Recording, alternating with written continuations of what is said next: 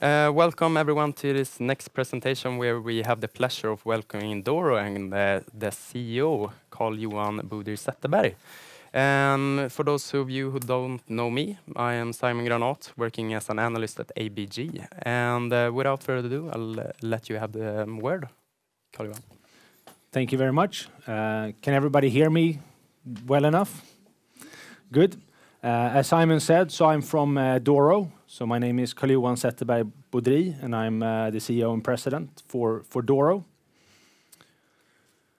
So today, I'm going to tell you a little bit about DORO. Maybe not all of you are 100% familiar with us yet.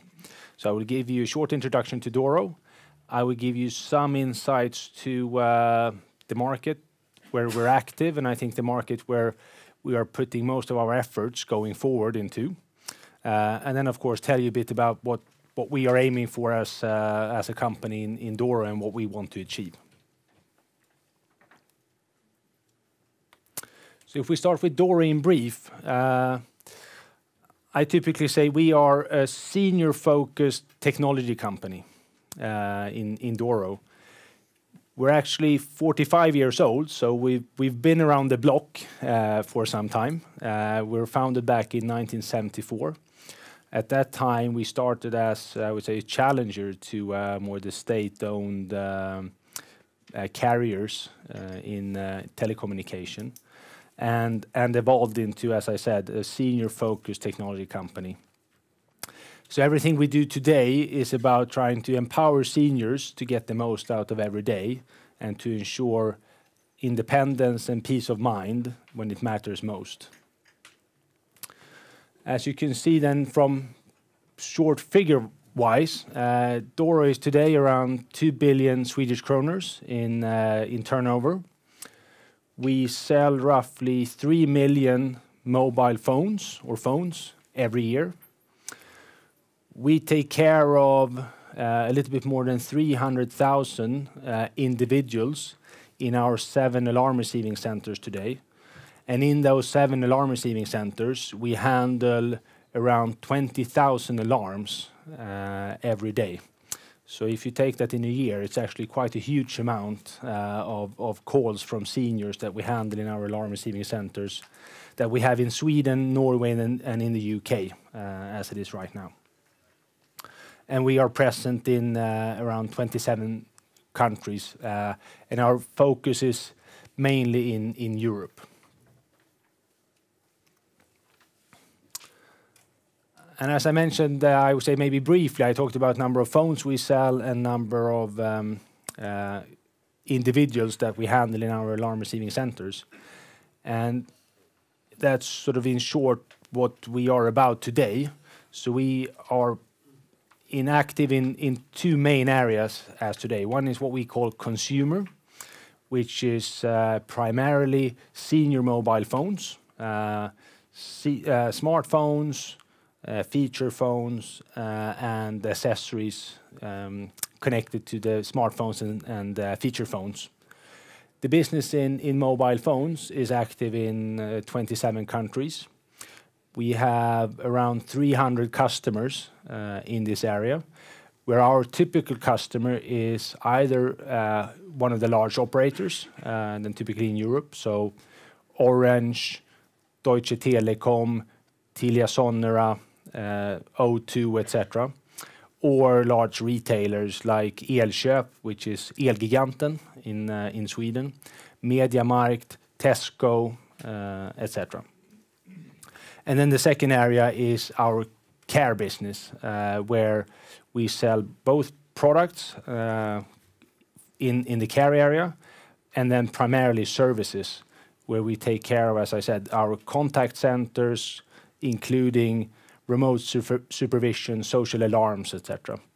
This business today is in 8 countries, of which I would say 3 countries predominantly is services, which is Sweden, Norway, and the UK.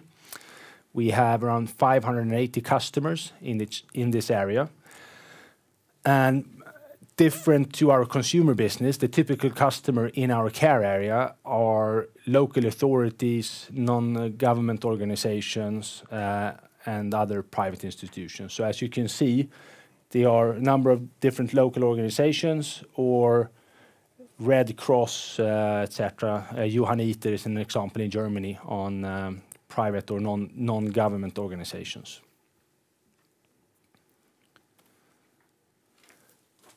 In our two segments today, so senior mobile phones and telecare or our care business, we are the market leader today in our focused geographies.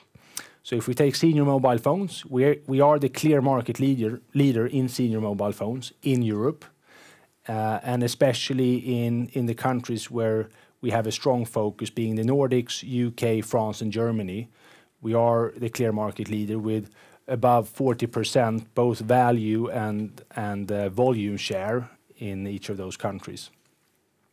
And then in telecare, we are, from a service perspective, as said, we're active in Sweden, Norway, and UK, and in number of individuals that we handle in our contact centers, we are number one in those three markets as well.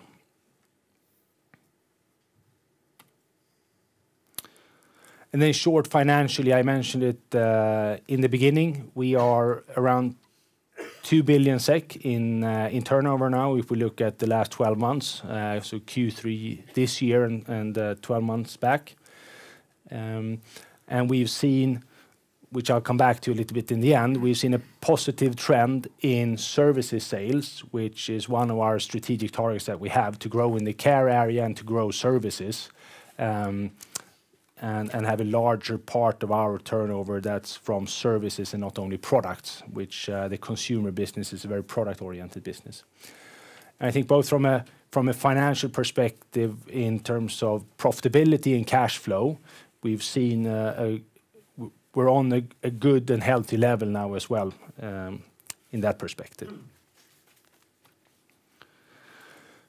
So a little bit about market. I think, as I said, I will focus on the market for care, because that's where we are putting a lot of focus and priority going forward. I can give you sort of just a short overview of the markets for consumer as well. As said, we are the clear market leader in mobile phones for seniors. The mobile phone market in general is a challenging market. The market is in some decline, both in value and volume. And the main reason for it is, if we take Europe, then primarily it's a saturated market where I think you can all agree, every one of us, we have at least one mobile phone. I think many, if we go and look in our drawers back home, we can sort of pull out a bit more phones than one. And there's a little bit of a, call it, technology plateau right now, and that's why the replacement rate has increased. If we go back maybe 15 years, all of us wanted to have a new mobile phone every 12 months. That rate now is maybe 3 years. So that's why there's both volume and value-wise a slight decline in that market. But I said, we are the clear market leader. We have a clear niche in that market. And our objective, I'll talk a little bit more about that in the end, is we're going to continue to keep our leading position and increase market share in that market. But if we take more about the care market, so there are a number of factors that we see are driving the development of the care market, especially. One of them, of course, is the demographic change that we're seeing. The elderly population is increasing, both in terms of absolute numbers, so the number of seniors, but also in relative numbers, the number of seniors compared to the total population. So there's a strong growing senior population in the world today and in Europe. The number of chronic diseases is increasing, and so of course cost associated with taking care of different chronic diseases. And unfortunately, many senior people are not experiencing only one chronic disease. More and more seniors are experiencing maybe 2 or even more chronic diseases as well. And then finally, there's a large shortage of healthcare professionals. So already today, there's a large deficit in healthcare professionals, and sort of all estimates, all forward-looking estimates are saying that this will rather be worse them better going forward. And I think a fourth point would be, if you would take this final point in shortage, you could say in resources in total.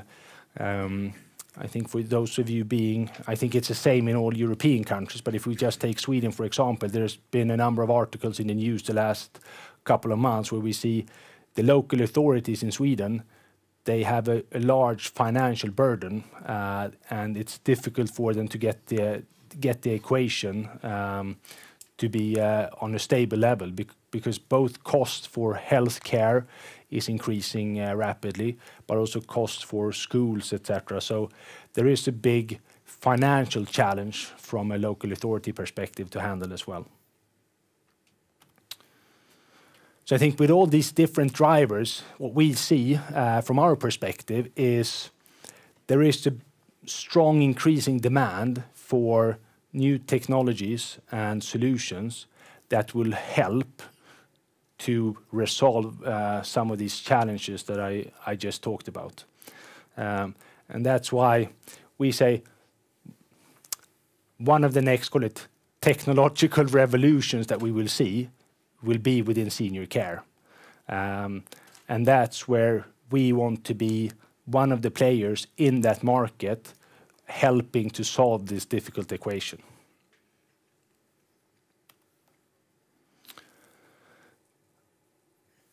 And a number of these factors that I talked about that will result in, and we look at both from our perspective and external research, there's the number of growth drivers in this market. One is, of course, we talk about the growing senior population, and that will mean the addressable market will grow. As I mentioned, both absolute numbers and relative numbers of seniors are increasing. We also see the penetration rate, so and by that we mean the number of seniors that have social care solutions are increasing, the percentage of seniors that are having those type of solutions. And also the services that we deliver are expanding. And that means that the average revenue per user, if we would phrase it in that way, that's increasing as well. So all these factors are pointing at the market with sort of around double-digit growth in the coming years. And it's already today a market where I would say the market size is not sort of a hindering factor for us to grow. And there's a good underlying growth in this market as well. So going forward, and as I talked about, then the strength we have in our different markets, and especially in the care market, where we see a strong underlying growth, and there's a number of factors that are talking for, as I said, the next technological revolution that will be within senior care. That's what we said from a strategic perspective. We are increasing our focus on the care business, where we want to both strengthen our offering and expand our business in that area. And we see that there are a number of new sort of opportunities from a both technological perspective and service perspective to expand our offering and offer new things. And I think one of the, if you would phrase it general terms, I think one of the biggest shifts in this is going from what today is, I would call, quite reactive solutions, because you react when something happens, but to trying to develop products and services where you have more preventive solutions instead. So just to take a very simple example, could be fall prevention. That's a big topic, because it's one of the largest healthcare costs, is sort of problems related to falls. And if you could find ways of identifying early tendencies for a fall and prevent the fall, then you will save a huge cost for society, and you will save a huge more, call it cost, but well-being for the senior itself, but also for relatives and the loved ones, if you could go more from a preventive solution just to react, okay, this person has fallen and now we need to do something. So that's a big focus area for us going forward, and growing in that area and also expanding in the care business. And in that, we see that expansion is we are very strong in Sweden and Norway. UK, even though we are market leader, we still only have around 11 to 12% market share. Those numbers in Sweden and Norway is 40% plus. So we see a very interesting growth opportunity in the UK in existing markets, but then also interesting opportunity to expand our business in the care area to other countries in predominantly Europe. As I mentioned before, we want to maintain and strengthen our market leading position in senior mobile phones. As I alluded to before, it is a challenging market, but we are the market leader, and we are seeing tendencies that we think there will be a little bit of a shakeout in this market. And with our position, we believe that we can be one of the winners in this type of shakeout in the industry in the coming years. And then one important factor, I think, both going sort of long term and going forward, but also short term, if some of you read sort of the Q3 report, etc., is to make sure that we get back to a good gross profit level, especially in services. We've had some challenges in the last 2-3 quarters that put some pressure on the gross margin in services, and this is an area that's extremely important for us and that we're working hard with to make sure that we get back to good gross profit level in services. And this is also one of the key drivers if we talk about long-term financial targets, where we have an operating margin target of 8% and making sure we have the right gross profit in services and a good growth in services, of course, one of the key drivers in achieving this long-term financial target. And also for services, and we take care, maybe from a financial target perspective, we said that we want services to be at least 30% of overall revenue for DORO. Today, if we look at Q3 with the latest acquisition and annualize that, we are around 20%. And as you could see from the previous graph, we are growing our service business, so we are moving in line with the ambitions that we set out and towards the long-term financial target in services. So I would say in short then, to summarize shortly, how we can care for sort of the growing senior population. I would say it's becoming one of the greater challenges that we have today, and we want to be a part of trying to solve that equation.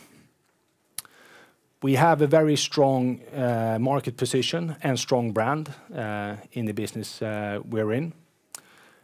We do invest a lot in understanding the end user and the senior, and I would say we have great insights and experience in understanding the end user and also understanding the customer, that in our case, as I said, are local authorities, non-government organization and operators. We are in an attractive market with very interesting potential, both geographically and demographically.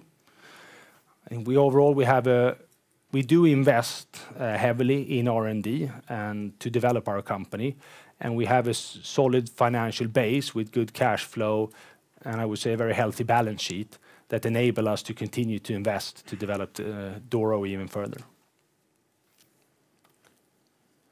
So I think that was everything, trying to keep time as well. Thank you very much. We have our next quarterly report is the Q4 report, which is due in mid-February. Thank you very much for that presentation. I think most of it was very crystal clear. Thank you. And as a first question, I'd like to talk a little bit about synergies as you are acquiring companies. You recently acquired a company in the UK. What can we expect in terms of synergies from this type of the company that you acquired at that time, and also going forward as you acquire these companies? I say two different types of synergies. If we take the latest acquisition, Central Pulse and Connect in the UK specifically, one thing is, of course, with our existing business, we already have a base in the UK, so we don't need to have, call it, duplicated functions in all areas. So there are synergies in terms of having the same organization cater to a larger base of customers, so we can improve operating costs, etc., from that perspective, and have those kind of synergies.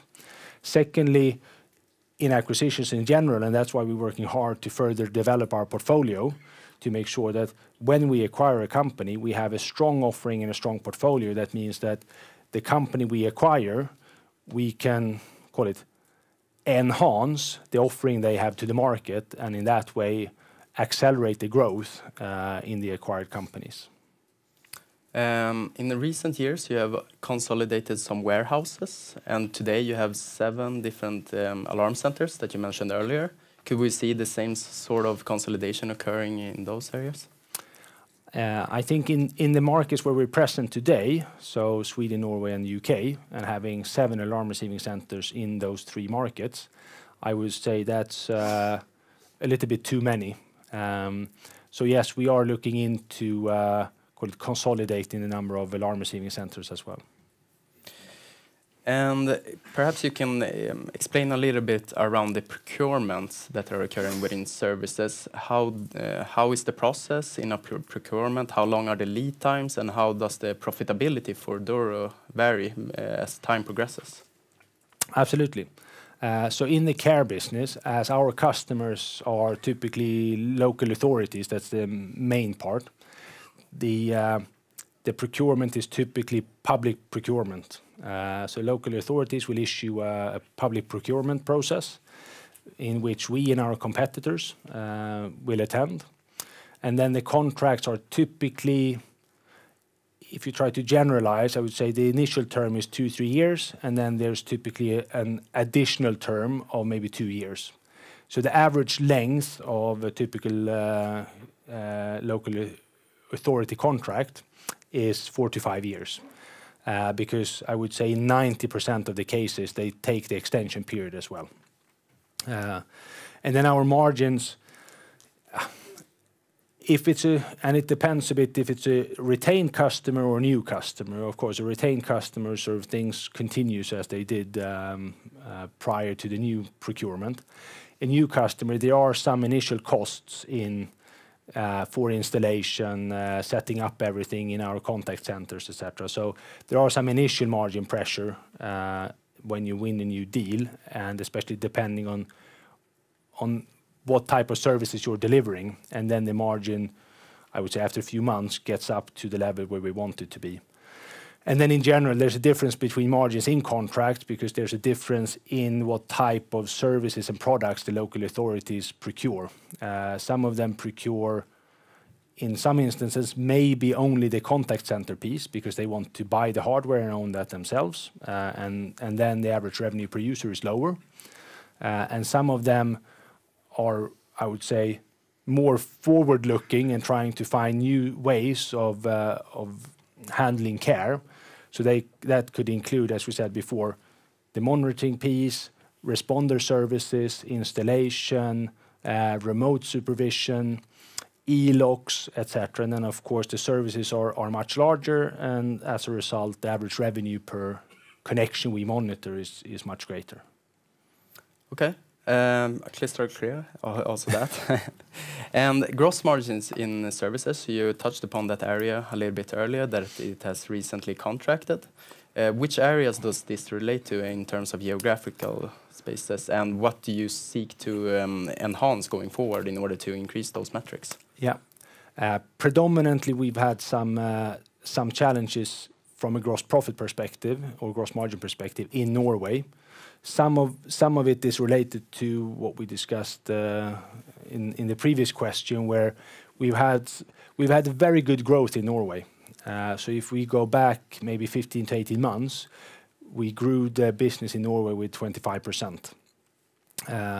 And that growth and new installations have resulted in a number of sort of costs associated with implementing those new contracts that we won, etc. So that has resulted in some margin pressure, and that's the main reason for the lower margin in Q2 and Q3. That's one of the areas. I think in Norway as well, adding a lot of growth, we need to, I would say, trim the processes again to get back to good profitability. And this is a work that we're trying to drive hard to make sure that there's a continuous improvement in the service delivery. There's no, I would say, there's no magical wand that we could swing that will make a great sort of improvement in the gross profit. It's continuously working to strive to do things a little bit more efficient and smarter tomorrow than we were doing today. So it's turning a lot of small knobs and trimming the machine all the time. Excellent. Always hard work behind that. Yeah. I think our time is up. So a big thank you to the audience and also to Carl-Johan. Thank you very much.